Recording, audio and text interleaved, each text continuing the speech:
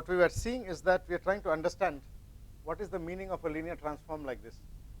Now, this is not only in robotics, it is there in all other subjects like signal processing, image processing, big data, okay, where there is a lot of data which is going on and your dimensions are very high.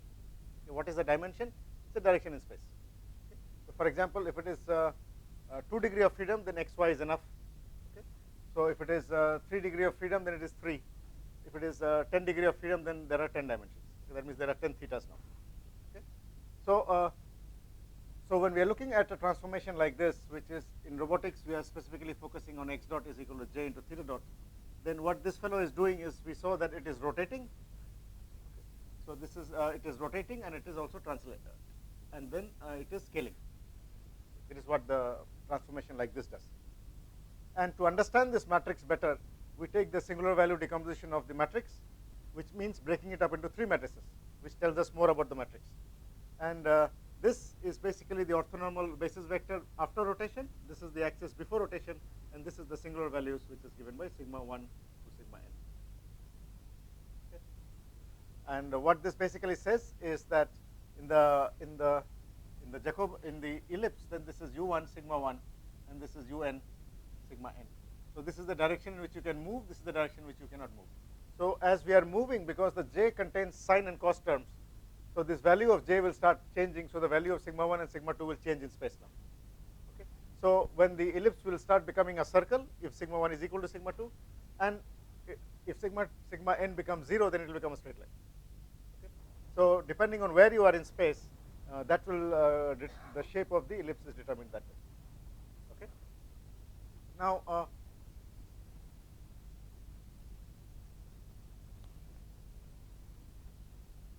Sigma 1 is a scalar value, so u is the vector. So this is the u is the direction of this axis. So this axis direction is u1, this is un, this is vt1, vtn. Okay. So it is actually same as when we say a coordinate of a point p is equal to x, y, z. What is the meaning of this? It means x into I plus y into j plus z into k. So I, j, k are the unit vectors. So we simply write x, y, z, but what we mean is this, that this is a direction, this also has direction, that also has direction. That is the meaning of u into sigma. Okay. Now, yeah, so now this matrix is very, very important, but let us not go too much in detail, but this has a lot of other implications. So one of the implications of this matrix is if I write this transformation x dot is equal to j into theta dot, okay, then if I take the singular value decomposition of j into theta dot, what we'll get is 3 matrices u sigma vt into theta dot. Okay. So I'm taking this singular value decomposition of j in this equation. I'm breaking j into 3 matrices because I want to understand better. So what we can do is then I can bring this fellow this side. So it becomes u transpose x dot is equal to sigma to vt into theta dot. So what I've done, I've broken up j and I've broken it like this. So I can define a new variable x dot is equal to sigma into theta dot star. So what I've basically done is I have broken up the j matrix into 3 matrices. This is an axis after rotation, this is axis before rotation, this is the singular value sigma matrix. So from here I'm bringing this side. Now this is an axis. So an axis is an orthonormal basis vector, which means it is an orthonormal matrix, which means the transpose is the inverse. Okay. All axes are orthonormal. Okay. So I can simply take the inverse, which is the transpose. So I'm writing transpose here. This fellow is transpose already. So I'm defining a new vector here, which is called by new variable, let's say, which is given by. Okay. So now if I want to find that if my joint velocities, so these are my joint velocities, theta 1, theta 2, theta 3, these are my joint velocities, theta 1 dot, sorry, are my joint velocities, right? Now the joint velocities that we discussed in the morning, they have an upper bound. You cannot have infinite velocity. So if the joint velocities are governed by a maximum velocity of the motor, then I can normalize this and say that all the velocities normalized is less than equal to 1. maximum is 1. I'm normalizing the velocity. All the motor joint velocities are normalized, and I'm saying that mod of this is less than or equal to 1. Normalized velocity. Okay. Right. So here I'm writing. So what I'm doing is I'm bringing sigma this side x. So mod of this is that. So what I'm doing is hash divided by sigma. Mod of this is less than or equal to 1. So theta dot is that. Theta dot is equal to this one. So it's less than or equal to 1. Right? Have you followed the logic? So all the joint velocities will be having some maximum. Motors will be having some joint velocity, maximum velocity. Okay. So I take. So I normalize the joint velocities by dividing by the maximum velocity. So everything becomes less than or equal to 1. And if I take the mod of that, that is square and then square root. So that's the mod. Okay. Then if I put it back in this equation, this term has become less than or equal to 1, which is there. So let's call it. This has become less than or equal to 1. So we are left with sigma. Then I bring sigma this side. It becomes sigma comes at the bottom. Okay. So this is written as x dot hash into divided by sigma mod. Okay. Now this term, what is it? Mod of this term is x1 squared divided by sigma 1 squared plus x2 dash squared by sigma 2 squared plus like this up to xn divided by sigma n squared is less than or equal to 1. Right? This one I'm taking the mod. So square and then square root. Okay. So square is coming, x1 is the first term divided by sigma 1. So this is coming at the bottom. So it is becoming 1 by sigma 1. So sigma is equal to sigma 1 like that up to sigma n. Sigma inverse is equal to 1 by sigma 1 up to 1 by sigma n. So 1 by sigma 1 here, so this is going at the bottom. Now what is this showing us? This is telling us that if your end effector velocity is contained in this equation. Now what is this the equation of? This is the equation of a sphere. This is a unit sphere. That means if your joint velocities are contained in a unit sphere, okay, which is this one, then your end effector velocities are contained in an ellipsoid. This is an ellipsoid. This is not a sphere. So this is the equation of an ellipse. But because it is n-dimensional, so it is an ellipsoid. Okay? So it is an n-dimensional ellipse in n-dimensional space. Okay? So this actually shows that if your joint velocity is a unit sphere, then your end effector velocities are in a ellipsoid in space. This one gives you the maximum velocity possible. So x sigma 1 gives us the direction in which maximum velocity is possible. This one gives us the minimum velocity possible. Okay? So when we are moving in space, for example, if you have a large degree of freedom system like a leg, so this has 8 degrees of freedom in one leg. Okay? So now we can move in different directions. So when I'm walking, okay, I will be having some kind of gait pattern. That means basically I'm controlling my velocities. And the direction of the velocity is governed by this fellow now. Right? So there are directions in which I can move, and there are directions in which I cannot move, or I find it difficult to move. For example, if I'm standing like this, okay, this is my leg, I'm standing like this. If I draw the ellipsoid for this two-link system, then the ellipsoid axis comes like this. So we can plot it and draw. So I can find the j, which we have just found the j for a two-link system. So from the j, I can put the values of theta 1 and theta 2 and get the Jacobian matrix. Jacobian matrix, I can take the singular value and get the sigma matrix. And then I can get U matrix also, which will give me the direction in space. So which means that this direction is the direction of the major axis, so I can move in this direction. That means if I'm standing like this, the easiest way is to move the leg forward like this. And here it is going backward. So if I want to move backside, it's very difficult. So if you stand like this and you start walking backward, it's not easy, because your velocity direction is not in that direction. Your velocity is in the forward direction. Okay? So this also gives us an indicator of which direction you can move easily and which direction you cannot move easily. Okay? And that is called the manipulation ability. So this is actually a mathematical proof. Let's not worry too much about it, but this actually proves that if your input is a circle, then your output is an ellipse. Okay?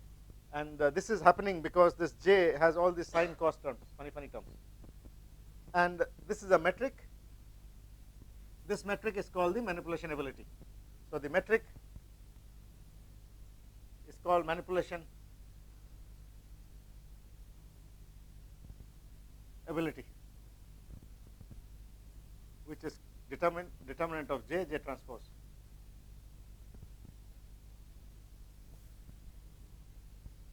Okay. So what we are trying to say here now is that if I have a robotic system and I want to move in some direction, and I want to say that I should move like this, then I should say that whether it is easy to move like that or not. Easy means it will take less energy again. And what is the metric? Simply by finding the determinant of J transpose. Okay. So the direction in which this is getting minimized, that is the direction in which you should move. Okay. So if my arm is moving in space, I should have a trajectory. How do you decide this trajectory? Essentially by saying that this is the metric by which we can. So if you are doing optimization, you need a cost function. This is your cost function now. Okay. So suppose I'm walking like this. Okay. I can have infinite trajectories. The leg from here to here, it can have a trajectory like this, it can have a trajectory like this, it can have like this, it can have infinite trajectories. So which trajectory will I take? The trajectory which is going to minimize this one. Okay. That means the energy is also coming down. So this is also the proof that when we are walking, we all have 8 degrees of freedom per leg. So that's 16 degrees of freedom. We have infinite trajectories, but then we all walk in the same way. So that means that something is being optimized somewhere, right? So either biological systems are optimized. So we just saw that when we write our this angle is always 90 for all of us. When we walk like this, like this, like this. So our stride, we'll see after a few more classes that it's an S curve like this. And we all walk like this only. Why? Because for this kind of a trajectory, the energy is optimized. So we all follow this, and all biological systems follow this only. That means we have either learned it or we have we are evolved such that energy requirement is minimum for all our actions. Okay. So this is also the proof that this is the metric and determinant of J transpose. Okay. So when we come to walking mechanisms, then we'll look at this. Let's not worry about it now. But there is a metric, and this is the metric. So if you're doing optimization, what is the cost function? This is the cost function. Okay. This gives us a direct indicator of energy. Now let's not go any more into here. Now what we are interested in is this equation that we are writing.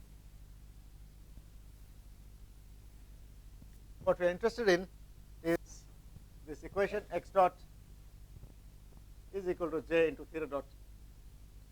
Okay. Now yeah. So now we said that this J fellow can be non-square, it can be m into n. Okay. Now all funny things happen. What kind of funny things? Suppose I have my hand like this here. Okay. This is my XYZ. Okay. This is my XYZ, and this is 7 degrees of freedom. There are 3 to 2 degrees of freedom. That means there are seven actuators here. Okay. And this is my XYZ. Now if I give some joint velocity here, I'm giving some joint velocity here. I'm moving this now, but this one is not moving. Now I'm giving some joint velocity. Now this one is moving. So I'm moving these joints. The end effector is moving. For this case, I'm giving some joint velocity, but the end effector is not moving. So where did that joint velocity go? I have given some energy. There is no output here. So it's like the energy has gone somewhere. Right? Do you follow? Huh? No, but you have given motion, but there is no output. So what happened to that energy? Right. So here the hand is moving. I've given some input. Here I've given input, but the hand is not moving. Now why this is happening? Because for the hand it is 7 by 6. It is a non-square matrix. Let's look at this example here. We have 2 degree of freedom, x and y. We have theta 1, theta 2. Right. So x, y is a function of theta 1, theta 2. There are 2 equations and 2 variables. So there are 2 solutions. What are the 2 solutions? This is one solution, this is another solution. Right. Now suppose I add one more. Now xy still remains as xy, but I have one more here, theta 3. So this becomes a function of theta 3 now. So you have 2 equations but 3 variables.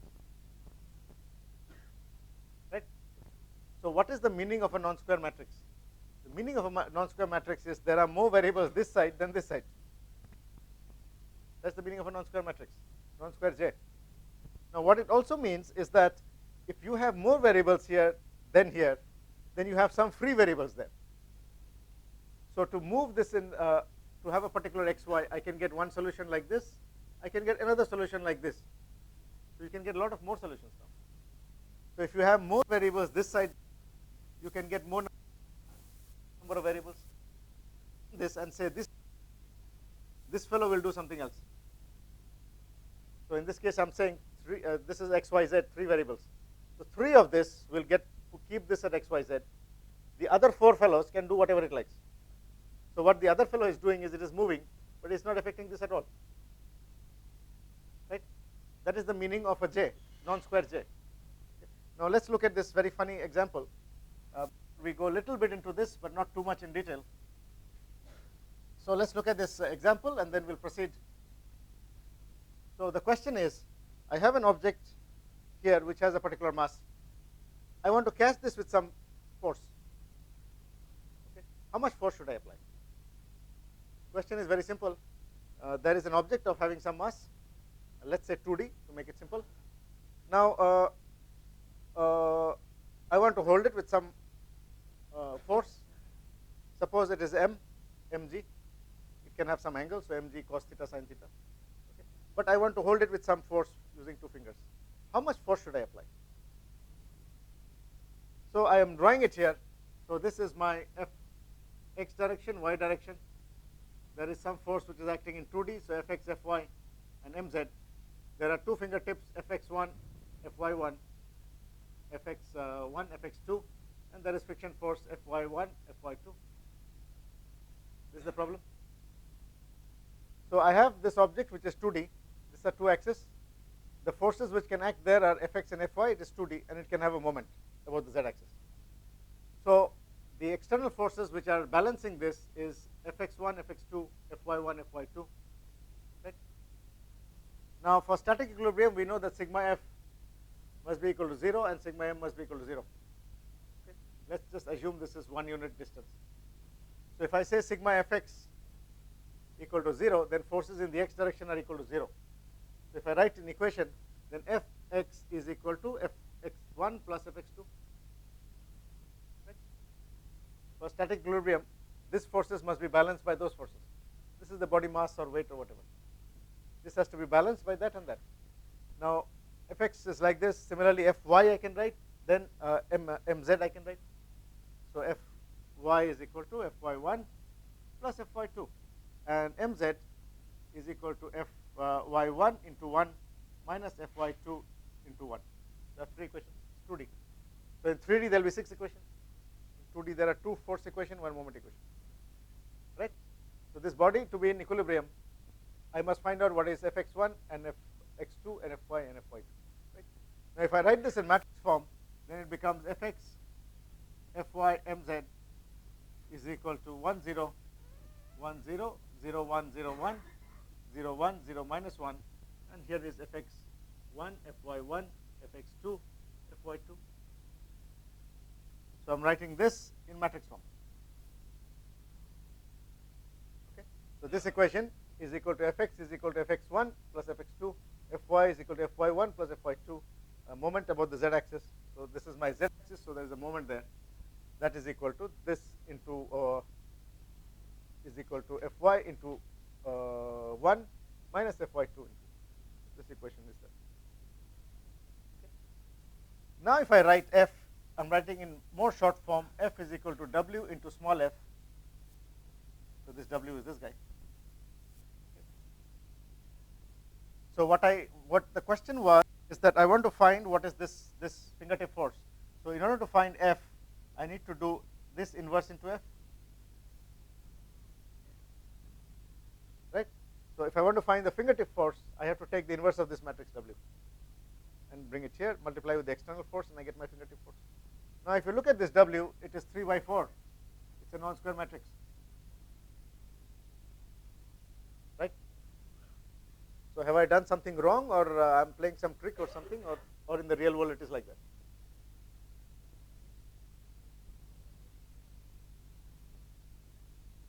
So for static equilibrium of a body, for a body to be in static equilibrium, forces in the fx and z direction must be 0, meaning there should be no resultant in any direction.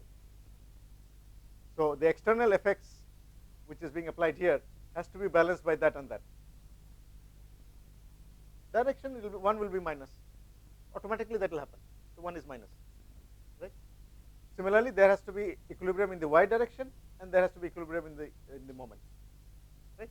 That is how I'm getting this, and I've written this. Direction, of course, will depend on the direction. Doesn't matter. But the important point I'm trying to make here is that this matrix is a non-square matrix. Right? So what is the solution?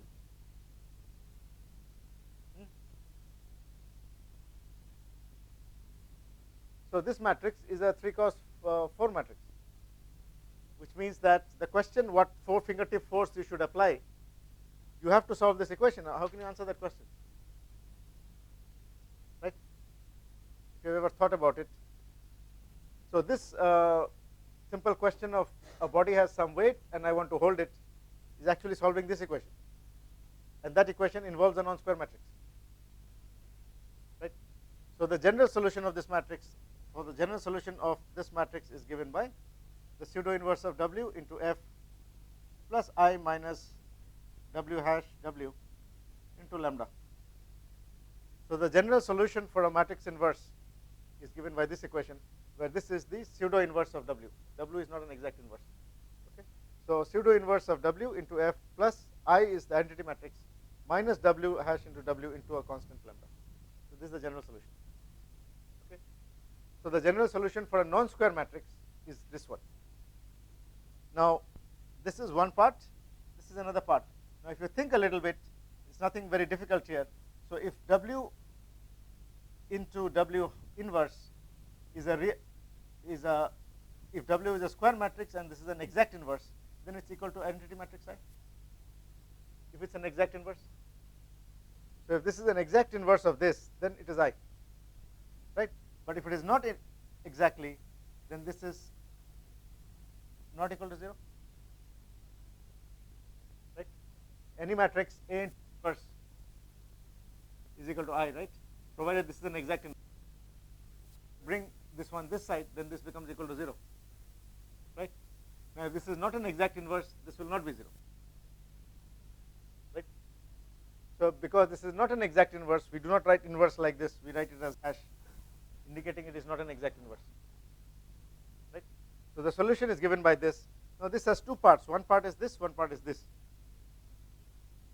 And this is called the pseudo inverse, or the Moore-Penrose pseudo inverse. In MATLAB, the command is PINV. So PINV is pseudo inverse of any matrix. So you can find inverses of non-square also. Now the interesting part is that this has two parts, this part and this part. This part cannot become equal to 0 because it is not an exact inverse. So whatever happens, this will not be 0. Some value is there. Okay. Now suppose this object does not weigh anything. This object does not weigh anything. Outer space doesn't weigh anything. That means F is equal to 0. So this part is equal to 0, but this part is not equal to 0. So it means that even to move an object which does not have any weight or mass, you still need some energy to move it. So it means to hold a massless object, you still need force, because this one is not 0. So is that true, or it is something wrong I've done here, or it is some trick, or what? So if F is equal to 0 means this is 0, 0, 0. It's a massless object. But even then, this will not be 0 because it's not exact. So there will be some numbers there. That means some force is required to hold a massless object.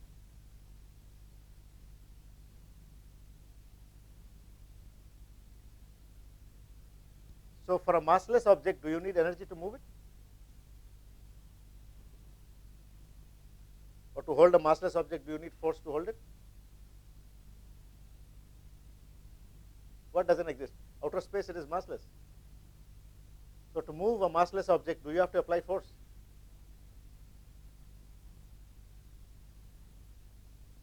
This equation is saying that even to move a massless object, you must apply force. And it is true. Even to move something in outer space, you have to expend energy. And that energy is here. So when I said I was moving like this, right? So this fellow did not move, although I'm giving energy. Where did that energy go? That energy went in here. Why is this happening? Because this is non-square, which means it has more degrees of freedom. So some of the energy went into those extra variables now, and it did not do any work. But the energy it took, right? So please, this is a little difficult to understand, but it is very important because in the physical world, this is the one that governs. Okay. Now, how is it related? This is a little easy to understand because we are talking about grasping an object. That for this unequal kind of that even for a massless object, if this is equal to 0, you still have non-zero here, and that is you have to expend energy. So there will be some terms here. Which two terms? Fx1 will be there, Fx2 will be there. Lambda is a constant. So it means that you have something here into a constant. That constant can be any positive number. So to hold an object like this, suppose it has mg's in this direction. What is the fingertip force required?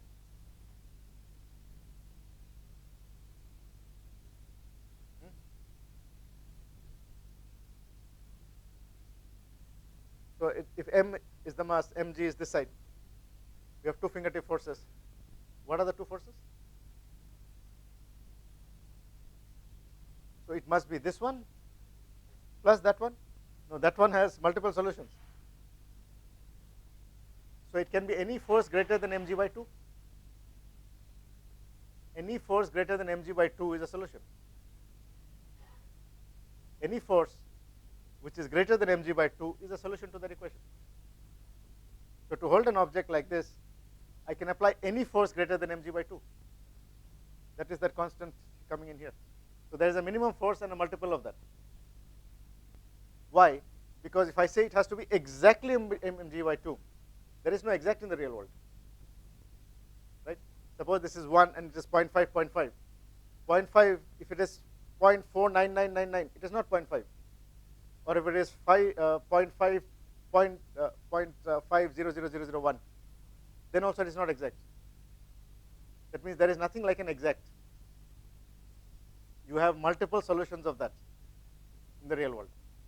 So here it is saying that there is a minimum solution plus there are other. Now in terms of our whatever we are talking in terms of robotics, what relation this fellow has is something to understand and correlate, that the moment you have a redundant manipulator, it means you have more number of degrees of freedom than required to do a task. For example, redundancy means more DOF than task requirement. For example, we have 3 degrees of freedom here of this manipulator, but I only want to go to xy. So this is redundant. So there is 3, theta 1, theta 2, and theta 3. And the task is in xy plane, so it is only xy, 2 coordinates it can have. Whereas you have 3 here. So this is a redundant system. So redundant manipulators normally are more than 6 degrees of freedom. They can be 7, 8, 9, 10. Our hand is redundant. There are 7 degrees of freedom. Okay. This one is highly redundant. There's 22 degrees of freedom. Okay. So what does it mean mathematically is that the J matrix is not a square matrix. That's what it means. And if the J matrix is not a square matrix, then you have more variables here than there. So you have some variables which are free now. Okay. So what you can do is you can play with them. And coming back to the equation, x dot is equal to j into theta dot. So if this is non-square m into n, then theta dot is equal to j hash into x dot plus the generalized inverse minus j hash into j into lambda. That's the general solution. So if J is non-square matrix, then it basically means that there are 2 parts. One part is here, another part is there. So if you take the example of 3 degree arm, okay, it basically means that there is theta 1, theta 2, theta 3. Xy is a function of theta 1, theta 2, theta 3. So this fellow says that some To do one task, you can use maybe theta 1, theta 2. To do another task, you can use theta 3. Okay. So here, to keep this arm here, I'm using 3 joints or 4 joints. The other fellows are free, which are doing all kinds of things. It is not going anywhere. Okay. So those fellows which are free are redundant, which are here. So this is what we call the null space. So mathematically, this is called the null space of J. So if J is non-square, then you have a null space of J. Null means 0, obviously. So whichever solution is going into the null space is not going anywhere. The solution which is going somewhere is here. So in a redundant manipulator, some solutions, some joints can be used for doing this. Some joints can be used for doing something else. One example was here. Another example I can give, this is the best example. So all the fellows which were doing nothing, they are all going in the null space. Okay. And the fellows which are doing something are going here now. And this is possible only because of the system is redundant. Okay. We will not go beyond this, but if you ever work on redundancy resolution, the basic theory is here. Okay.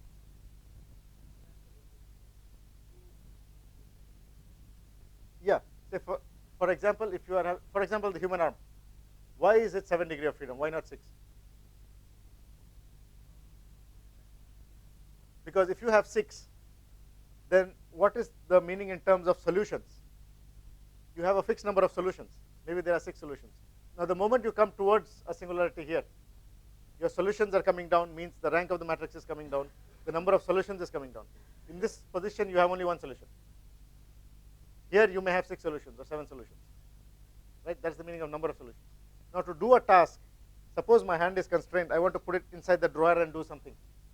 What is the meaning of that? So, suppose I have a space like this. I want to pick up this object from here. Now, the arm has 6 degrees of freedom. The arm is coming inside. Okay? But it has gone inside the drawer or some cavity. Now, going inside means 1 degree of freedom is constrained now. It's taken off. That means although this is 6 degrees of freedom, 1 or 2 degrees of freedom are lost because they are constrained now. That means effectively the degree of freedom has become 3 or 4 only. Now, with 3 or 4, you cannot do this task. So, unless you have a redundant arm, a lot of your tasks will get constrained now, if you are constraining any degree of freedom. So, for the human arm also the same thing. So, we can do, or we can eat like this, like this, like this always, because this is redundant. If it was not redundant, you probably will have only 2 or 3 solutions. Right? And if you constrain any of those solutions, then you can't do the task at all. That is the reason why we have redundant. Okay. Okay. So, just for interest, okay, that we said that a matrix inverse J is equal to adjoint of J by determinant of J. Okay, this is what we generally say. Okay. Now, if you use any software like MATLAB or Mathematica or whatever, there is a help file and there is a demo file. In MATLAB, for example, if you're using any function like INV, this is INV is inverse of a matrix. It will also give you the help and the demo where you can read that how it is actually computing. What is the mathematics behind the computation? And you'll be surprised that it does not do it like this. I don't know if any of you have ever noticed that. That the inverse that is found of a matrix is not found this way. Okay. So in MATLAB, if you give this, if you have a matrix 2, 2, 1, 1, this is A, and you say INV A, it will give you the matrix, the inverse matrix. Now, if I add one more and now say INV A, what it will do? It will say matrix non-square error. Okay. But now suppose I say PINV A, now it will give you the matrix. Okay. That means it is finding the matrix not by doing this, because if it is non-square, it can't do this. There is nothing like a determinant of a non-square matrix. That means it is doing something else. What is it doing? So what it is doing is this. So if you have A into A inverse is equal to I, okay. Now if I take A inverse into A, this is equal to 0. So if this is a non-square matrix, if I can find the minimum error norm of this equation, then that is your matrix inverse. So when MATLAB is doing or Mathematica is doing, whatever any software does, it basically tries to find this matrix by finding the least square norm solution of this equation. Okay. So it is valid for a square matrix, for a non-square matrix also. Okay. So it does not do it like this, it does it like this. And the theory is here. If you ever use any software, this book, Craig, does not have this solution, but other books like Yoshikawa and others, they have the solution. That for redundant manipulator, the solution is to be solved like this. And this is how you compute matrix inverses. Okay, so let's not go any more into this. Let's just go on to the next part. So if you ever work on redundant manipulators and things like that, I think in motion planning, Dr. Dasgupta will cover some parts of it. What is redundancy? Okay, how do you resolve it, etc., etc. So this is the theory behind redundancy. Okay. Okay. Now let's go into a more fundamental kind of before we go into control. How does the controller actually work? Okay. Some of you are maybe still a little not sure about it. How does the controller actually work? So I have a manipulator here. I want to pick up this object. Okay. So the manipulator is here, the object is here, and I want to pick up this object. Now the first thing is the base of this fellow is 0, 0, 0, x0, y0, and z0. That we put our ds parameter and do all that. That's fine. Now this object must have some coordinates x, y, and z, and some angles theta 1, theta 2, theta 3. Okay. So when I say that the end effector must go here and catch this, what does it mean? It means that it is here, it has to go there. Right? So this is the vector which I know. From then the other vector from here I can go here, then here, here. So I also know this vector. These two are known. What is not known is this one.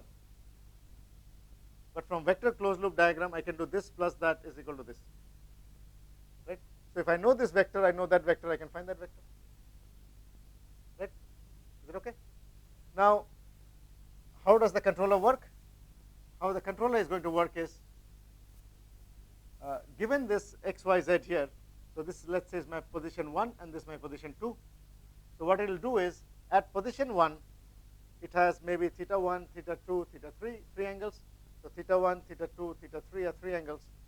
So at position 1, it will find, doing inverse kinematics, it will find what is the corresponding angles. Okay. So at this location, from the encoder position, it will know what is the corresponding angles theta 1, theta 2, theta 3. Because it has joints as encoders, so from there it knows. So theta 1, for example, is 20 degrees. This one is 0 degrees, and this one is let's say 260 degrees, just for example. So at position 1, the 3 angles are that much. Now it has to go here.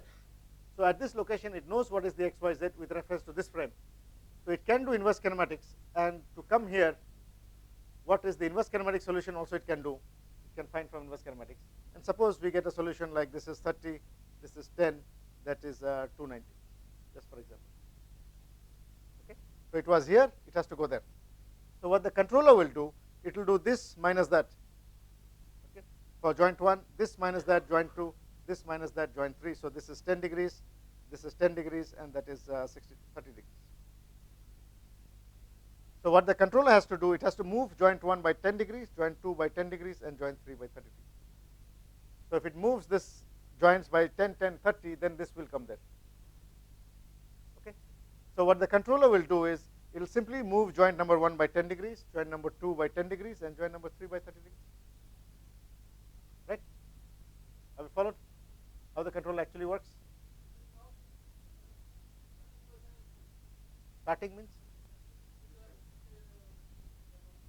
So wherever it is, say for example it is there. So the encoders will tell where these angles are. So this is known. The base of the robot is fixed. Base of the robot is fixed. The robot doesn't move. The base is fixed. X, Y, Z is fixed. Now if you are mounting this on a mobile platform, for example, right? Now you can put one frame has to be fixed. So X, Y, and Z, one frame, the global frame has to be fixed somewhere. Now with reference to this, this one is moving. So this has a some CG. So this is moving. Right? Now with reference to this, this guy is moving. With reference to this, this guy is moving. So you know the transformations. So you know exactly which is going where. Okay. So how the controller works is essentially it will fix, it will take the desired position minus the present position, and then it will move it by this much, this much, this much. In terms of control system diagram, it is basically like this only. So this is desired, this is the present, there is some controller, PD or PID, this is the robot, and there is a feedback. So this is your feedback device. Okay. So what it is doing to understand is, it is taking the desired position which is there minus the present position which is coming back from encoders, and it is doing this minus that, getting 10, 10, 10. So next what it will do is, it has to move by this, this, and that. So it will fit a trajectory onto this and then follow the trajectory, because it needs position, velocity, and acceleration. Is this part clear? Okay, how it moves. Okay. Now, so to move from one joint to another joint, what it will do is, it will fit a cubic spline and then move. So suppose, let me take 1 degree of freedom. So it is here. This is my x-axis, that's my y-axis. This is some xy. So from theta 1 to theta 1 dash. Okay. So this, it has only 1 degree of freedom, just to understand. So this joint has to move from here to there. So it will do this minus that. Okay. So simply this minus that will tell it has to move from here to here. So from here to here in some time t. Okay. So that means it will have to follow some trajectory. Okay. So what is the equation of this trajectory? What is the variation of theta? So what we can do is, we can write theta t. Now, inverse kinematics does not have time in the picture. If you would have noticed, it is only telling you theta. It has time is not there in the picture. But in the real world, I need time also. Okay. So it has to move from here to here in some time t. So I have to fit a trajectory in terms of time now. Okay. So in terms, if I just draw the graph, so I am here at theta naught. I have to go at theta final in some time tf. So I'm here, I have to go there. I want to go from here to there in some time t. So will it be a straight line? Will it be like this? Will it be like that? Will it be like this? Which one? I hope you are following. It has to go from here to here in some time t, which means that when I'm drawing it here, it has to go from here to here in some time t. What kind of trajectory it will have? This must have an equation, right? So if I write it in the form of a straight line, a naught plus a1t, then your theta dot t becomes equal to a1, and theta double dot t becomes equal to 0. So if this equation is a straight line in terms of t, then the velocity is constant and the acceleration is 0. Now this is a real body, it's a physical body. So a physical body cannot, if acceleration is 0, it will not start and it will not stop. Acceleration is 0. Again, if the velocity is constant, it cannot start and it cannot stop. So if there is a physical body here, okay, I am pushing it to go from here to here in some time t. I'm going to give some force and it will move from here to here. So there is a variation of the position, velocity, and acceleration also. So if I write the equation like this, then velocity is constant is not possible. This guy is also not possible. That means a straight line is not possible. Okay. So if a straight line is not possible, one more term, a1 t squared. Now what it becomes twice a1, and this fellow becomes equal to plus a1 t. This becomes twice a1, because a physical body must have position, velocity, acceleration. So position, velocity, acceleration. So if I put a square equation here, a square term, what will happen is this will become constant. Twice a1 is a constant. Okay. Again, if acceleration is a constant, the body cannot start, it cannot stop. A physical body, it cannot start and stop with 0 acceleration. Right? So the acceleration, when a body moves, it accelerates, then it decelerates, and then it stops. So if you move your hand when you're picking up an object, if you note, okay, so you're starting with an acceleration, then you're going somewhere in the middle, then you're decelerating, then you're catching the object, right? So I'm trying to fit a trajectory which will follow that. So this is also not possible. So if this is not possible, I add one more term, a1, sorry, a2. This will be a2. A2. This is a3 t cube, because acceleration was constant. So when you're moving your hand, if you note, it is moving in different accelerations. So starting, it starts, then in the middle, it accelerates, then it decelerates. No, acceleration, a constant acceleration for a moving body is not possible.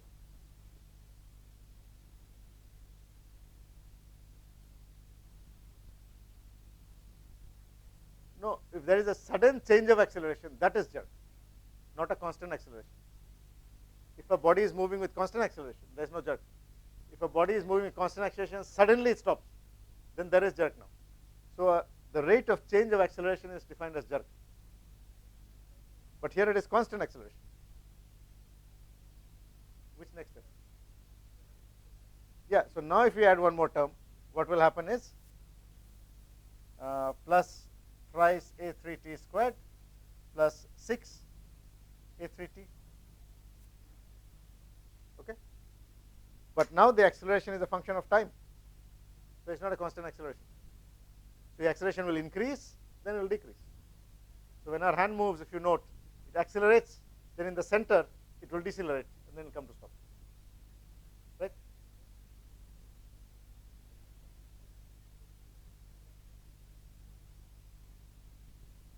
No. Acceleration is a function of time. Yes.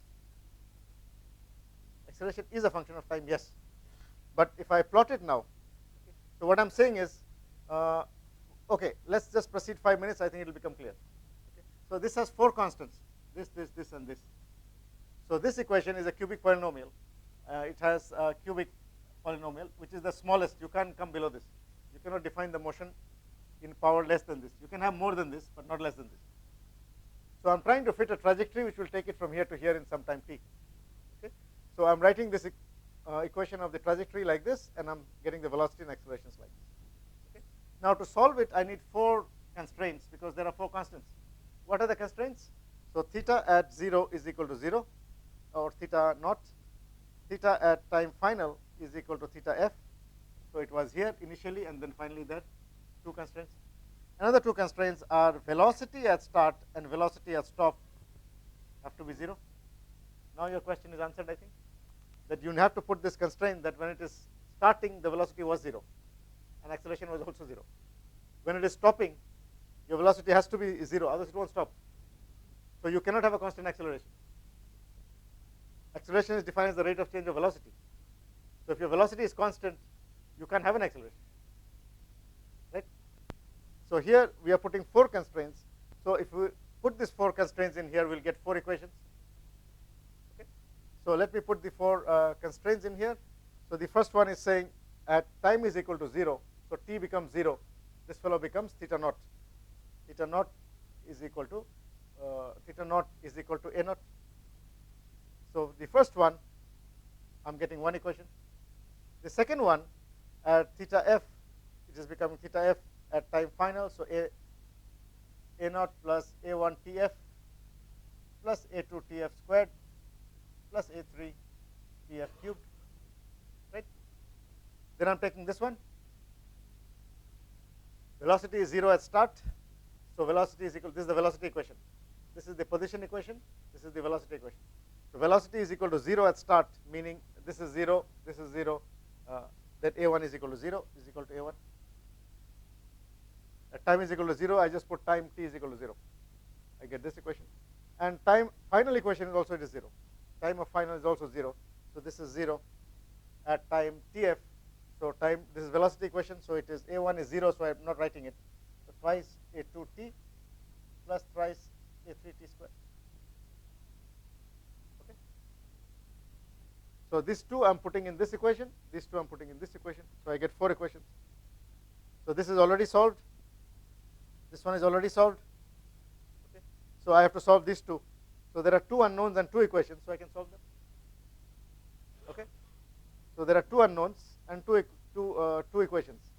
The 2 unknowns are a2 and a3, and there are 2 equations. Right? So I can solve them. Right? So if I solve them, so I can find the values of a0, a1, a2, a3. So if we solve it, then a1 is equal to 0, a0 is equal to theta naught, and A2, as far as I remember, is Tf squared by theta f minus theta naught. Okay, this is solved in Craig. You can have a look.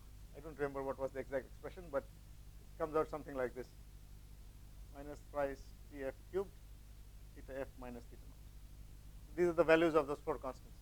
So we can simply put it in the equation: theta t is equal to a naught plus a1 t plus a2 t squared plus a3 t cubed.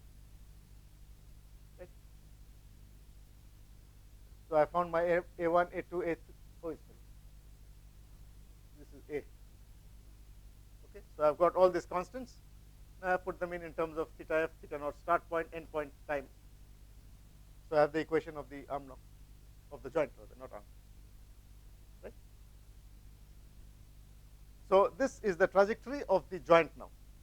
So the joint has to move from 10 degrees to 30 degrees in some time t. What is the equation? This is the equation of the joint. Okay.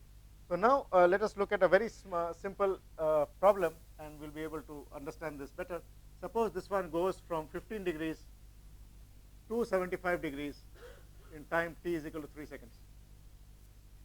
So this is an arm which is going from 15 degrees to 75 degrees, means the theta is going from 15 degrees to 75 degrees in time 3 seconds.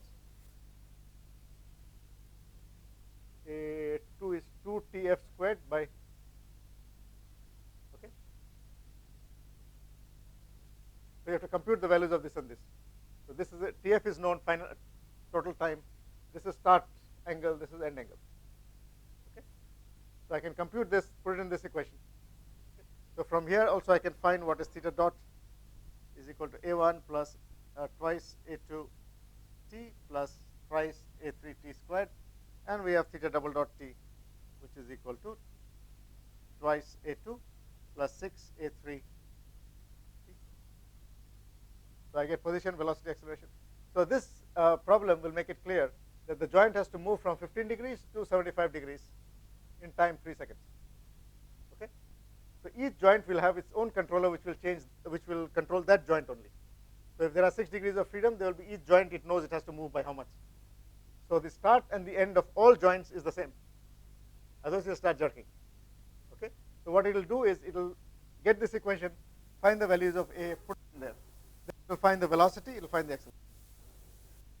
Plot. This is my time t. Okay. So it is moving from 15 degrees. So this is 15 degrees to 75 degrees in time 3 seconds. So this is my total motion. So if you plot the position graph, this is the position graph. The position graph will be something like this. So it's starting slowly, is going like this, then going like that. If you look at the hand motion, it is not straight line. At the joint, I mean the joint motion, it will not be linear. It will have this kind of a profile. Okay. Next is the velocity. The velocity will start like this. Okay. So the velocity graph here. So the velocity will be like this. This is Tf 3 seconds, 1.5 seconds. So this is my theta dot graph. So the velocity will increase, will come in the center, then will decrease and then become 0 again. What about acceleration? Acceleration will start. I think it will have very high acceleration. In the center, it is reverse the direction, it will become deceleration. And then it will start stopping it, and then it will go and stop. Okay. So now at the joint level, we also understand that what the controller does using inverse kinematics, it finds the desired angle minus the present angle. Then it fits this one onto the joint trajectory. Then finds the position variation, velocity variation, and acceleration variation. So how did I get this graph? So this is like, say, I can divide it into small segments, right? So 0.1, 0.2, 0.3 seconds. So I take 0.1, put it in this equation. I get what is theta. Then I take 0.2, 0.3, 0.4, 0.5, I get theta, and that's how I've drawn this graph. Similarly, for position also, I take 0.1, 0.2, 0.3, 0.4. That's how I'm simulating it. And then we can get the velocity graph. Then here also I do the same, I get the acceleration graph. So what the controller actually does is it finds desired position minus present position, fits a cubic polynomial or higher order polynomial onto the joint, finds the position, velocity, acceleration at different instants of time. and then moves it like that. Okay, so that is how the controller works. Okay, so what the controller will be doing is it will find out this position, velocity, accelerations, and then at different instance of time it will change the position, velocity, acceleration. Okay, the only problem here is that you see that at start the acceleration is very high. Again, at the end the acceleration is very high. Now in a real system, a body cannot be at rest and have a high acceleration. It's not possible. So this is showing the velocity is 0 here, velocity is 0 here. This is showing when time is equal to 0, acceleration is that much, which is not possible. So when a motor starts, it cannot also start with very high acceleration. It will take some time to build the acceleration.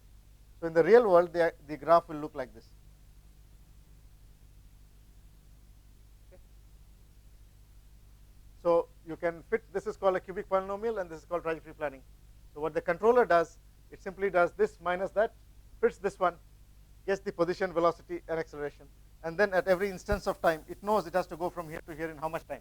So at every instance of time, it will find out what is the velocity, what is the acceleration, and it will just keep following that. Okay. So, yeah. That will depend on the time. So once you use this equation for a particular start and end and time, this gets fixed.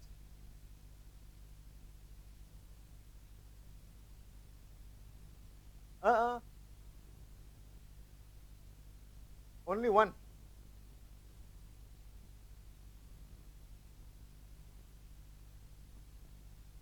Equation has 3, term is 3, of order 3, power 3.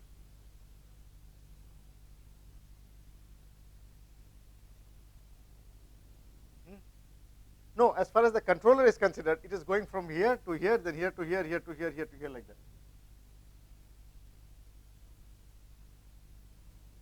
No, this is not the order of the controller. This is the equation of the trajectory.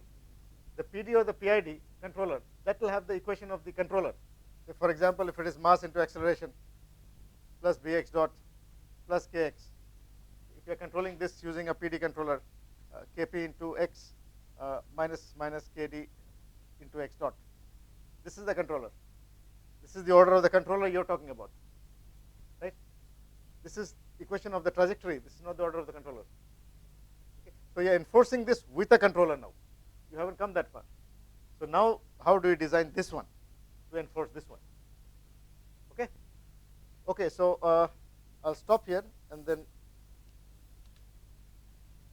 So slowly we are moving towards the control part. This is exactly how the controller, the robot manipulator works, and this is to show the connection between forward kinematics, inverse kinematics, control, where is it related. Okay, this is given in the textbook Craig as trajectory planning. The same problem is given. Others it wants a body is at rest, right? Yes. So if you are going from two positions, say for example, it is going from here to here via this point. It has to go like this. Fit one trajectory from here to here and one trajectory from here to here. And here, instead of putting that velocity dot, if this is Tf1 and this is Tf2, putting it at 0, you put some value as x. So the end velocity of this guy is the start velocity of that day. Right? So it is the same thing, but only here the end velocity is not 0. So the end of this is equal to start of that. So you can keep going like that.